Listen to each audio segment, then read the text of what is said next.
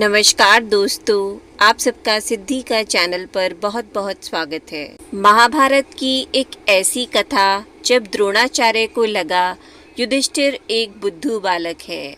महाभारत में एक कथा है कि द्रोण ने सोचा था कि इन सारे पांडवों और कौरवों में युधिष्ठिर सबसे ज्यादा बुद्धिमान मालूम होता है, लेकिन थोड़े दिनों के अनुभव से लगा कि वह तो बिल्कुल बुद्धू है।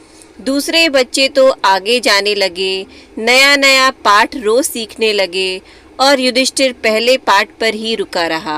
आखिर द्रोण की सीमा क्षमता भी समाप्त हो गई। द्रोण ने पूछा, तुम आगे बढ़ोगे कि पहले ही पाठ पर रुके रहोगे? लेकिन युधिष्ठिर ने कहा, जब तक पहला पाठ समझ में ना आ जाए तब तक दूसरे पाठ पर जाने में सार भी क्या है। पहला पाठ था सत्य के संबंध में। दूसरे बच्चों ने याद कर लिया, पढ़ लिया, आगे बढ़ गए। लेकिन युधिष्ठिर ने कहा कि मैं जब तक सत्य बोलने ही न लगूं तब तक दूसरे पाठ पर जाऊं कैसे, और आप जल्दी मत करें। तब द्रोण को समझ में आया। खुद युधिष्ठिर की इस मनोदशा को देखकर द्रोण को पहली दफा समझ में आया कि सत्य के आगे और पाठ हो भी क्या सकता है। तब उन्होंने कहा, तू जल्दी मत कर, तू पहला पाठ ही पूरा कर ले तो सब पाठ पूरे हो गए। फिर दूसरा पाठ और है कहाँ? अगर सत्य बोलना ही आ गया, सत्य होना आ गया तो फिर और पाठ की कोई ज़रूरत नहीं है। लेकिन पाठ अगर सिर्फ पढ़ने हो तब एक बात है, पाठ अगर जीने हो तो बिल्कुल दूसरी बात है। अंत में महाभारत में कथा है कि जब सारे भाई स्वर्गारोहण के लिए गए तो एक एक कर गिरने लगे, पिघलने लगे, गलने लगे। स्वर्ग के मार्ग पर धीरे धीरे एक एक कर गिरने लगे। द्वार तक सिर्फ युधिष्ठिर पहुँचे और उनका कुत्ता पहुँचा।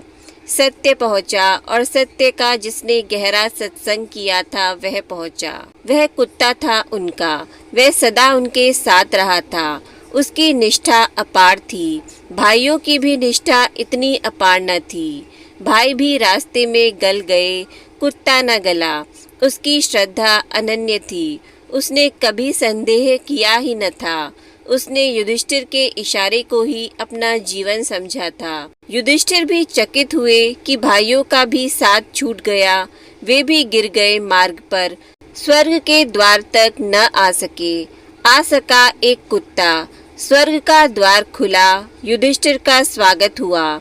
लेकिन द्वारपाल ने कहा, कृपया आप ही भीतर आ सकते हैं, कुत्ता न आ सकेगा।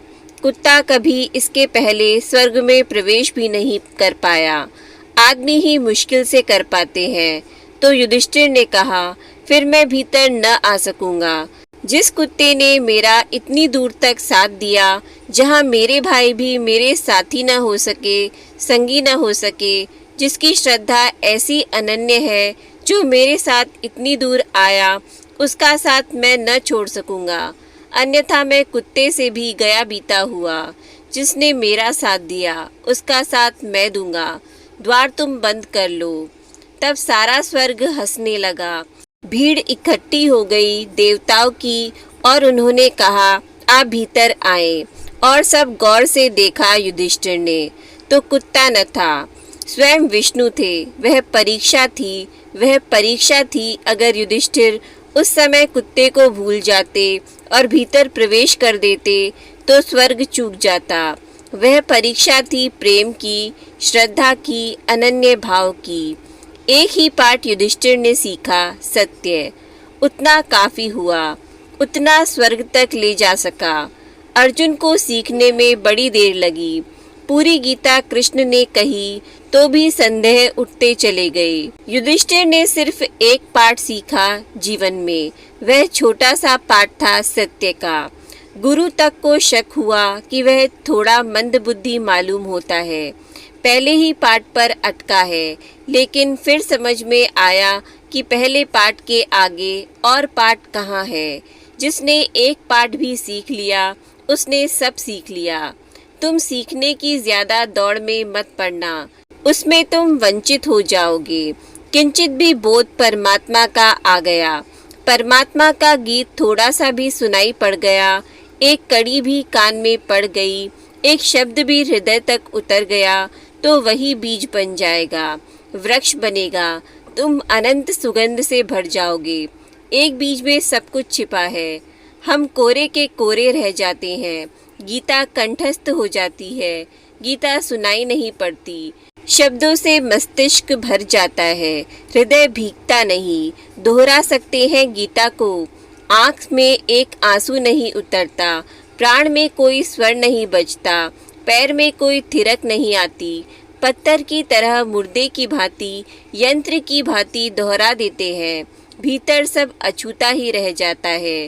रेखा भी नहीं पड़ती, सत्य की छाया भी नहीं पड़ती। ओम श्री परमात्मने नमः। तो दोस्तों, कैसी लगी आपको हमारी ये वीडियो? नीचे कमेंट बॉक्स में ज़रूर बताएं। वीडियो पसंद आया हो तो वीडियो को लाइक और शेयर ज़रूर करें और हमारे चैनल को सब्सक्राइब करना न भूलें। आपका वीडियो देखने के लिए बहुत बहुत धन्यवाद।